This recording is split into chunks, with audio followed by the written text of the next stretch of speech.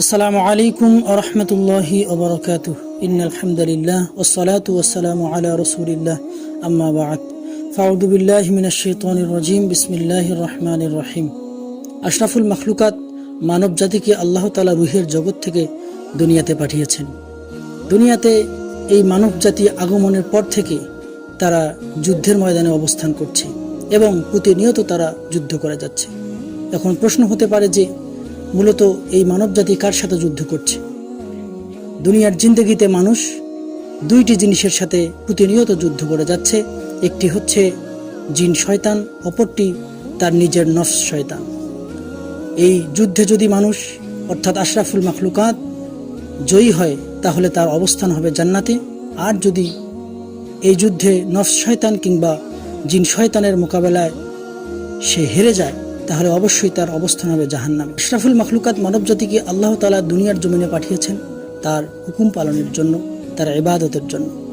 কিন্তু এই মানবজাতি দুনিয়ার জিন্দেগিতে আগমনের পর থেকে প্রতিনিয়ত আল্লাহ তাআলার নাফরমানি এবং আল্লাহ তাআলার গোলামি অস্বীকার করে যাচ্ছে।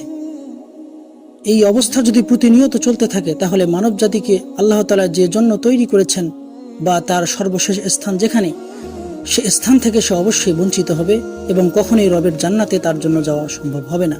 আশ্চর্যের একটি বিষয় হচ্ছে দুনিয়ার জিন্দেগিতে মানুষ যে নিজের নফস শয়তান কিংবা জিন শয়তানের সাথে যুদ্ধ করে যাচ্ছে, জ্বলন্ত উদাহরণ হচ্ছে হাদিসের মধ্যে রাসূল করিম সাল্লাল্লাহু আলাইহি ওয়াসাল্লাম স্পষ্ট করেছেন যে আদম সন্তানকে শয়তান নেক সুরতে ৭০ বার ধোঁকা দিয়ে থাকে। ভালো মুখোশের আড়ালে মানুষদেরকে দিন দিন জাহান্নামের পথে নিয়ে যাওয়া, এটাই শয়তানের মূল টার্গেট।